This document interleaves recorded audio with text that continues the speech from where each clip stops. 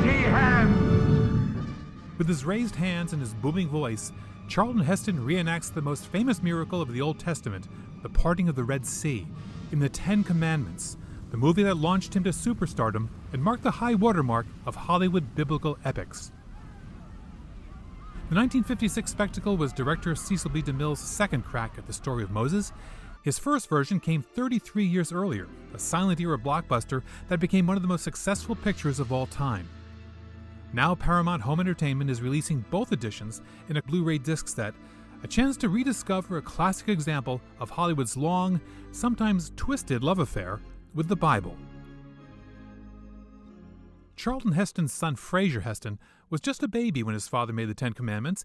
In fact, that's Fraser right there, playing baby Moses.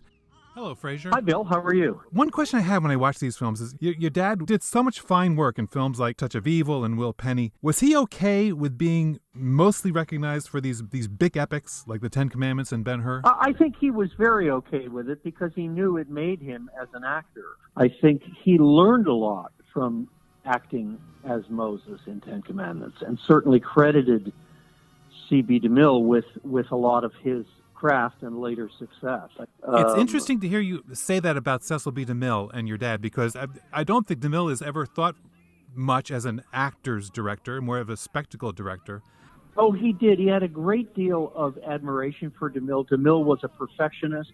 He was a taskmaster, but he drove himself harder than any of his people. As you know, he had a heart attack on location in Egypt. That kind of work ethic, I think, permeated the rest of my dad's career.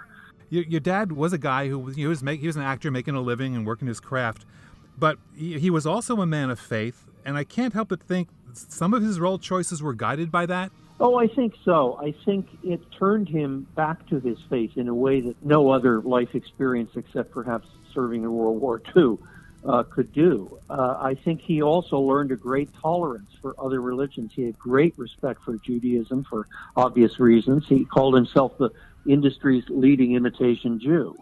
And he got to play, two of the most iconic Jewish roles, Moses and Ben-Hur. And you can't replace those life experiences for informing your own faith and your own belief. His will be done. The success of the Ten Commandments was unprecedented. It remained in theaters for 4 years, earning the modern equivalent of $2 billion at the box office.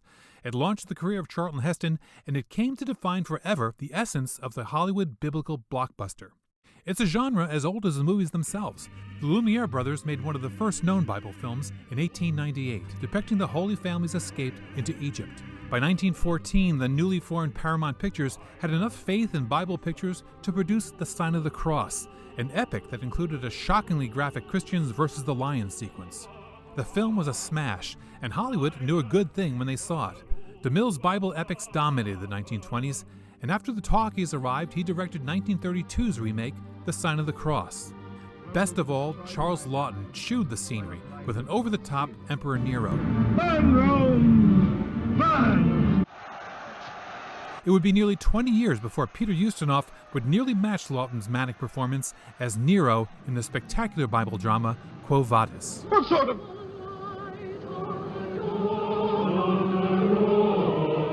They're singing. Bible epics really hit their stride in the late 1940s, but not because Hollywood found religion.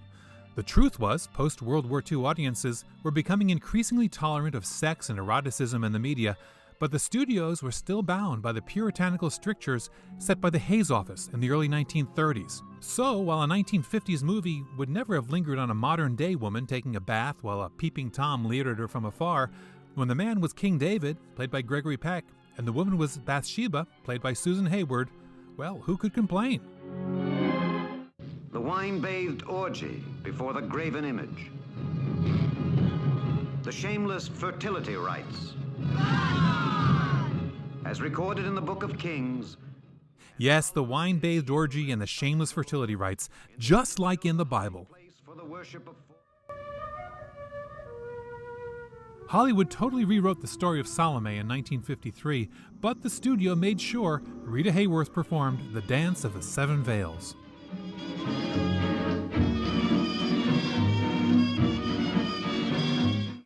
Of course, the Hays office still had some rules to follow. Hollywood censors really appreciated it when a pair of illicit lovers died at the end, like Victor Mature and Hedy Lamarr did in Samson and Delilah.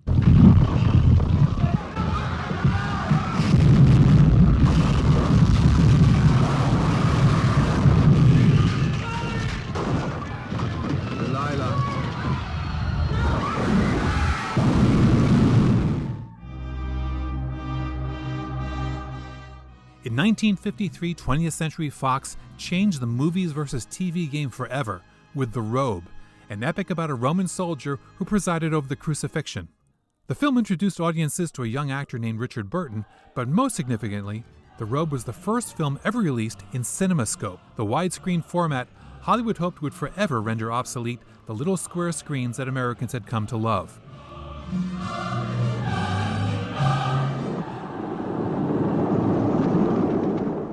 DeMille's Ten Commandments remake in 1956 certainly benefited from the widescreen movie craze, but it was Ben-Hur, another Bible-based spectacular starring Charlton Heston, that most consider the best overall film of the genre.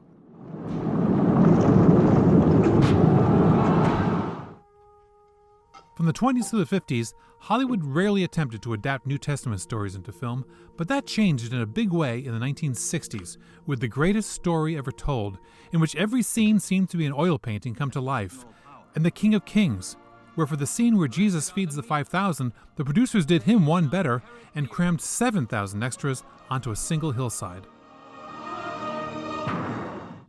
What's happening? You know what has happened. Even the light has left us now that we've killed him. While in Rome filming 1961's Barabbas, with Anthony Quinn as the thief who was spared from the cross, producer Dino De Laurentiis learned that there would soon be a total solar eclipse in the north of Italy. So he trucked his cast and crew to the area of totality, set up his cameras, and got the ultimate one-chance shot. No one had made a major movie about Noah's Ark since 1928, maybe because 3 extras drowned while filming this scene of the deluge. But Hollywood legend John Huston jumped at the chance not only to direct the Noah story, but to also play the role in the 1966 epic The Bible in the Beginning.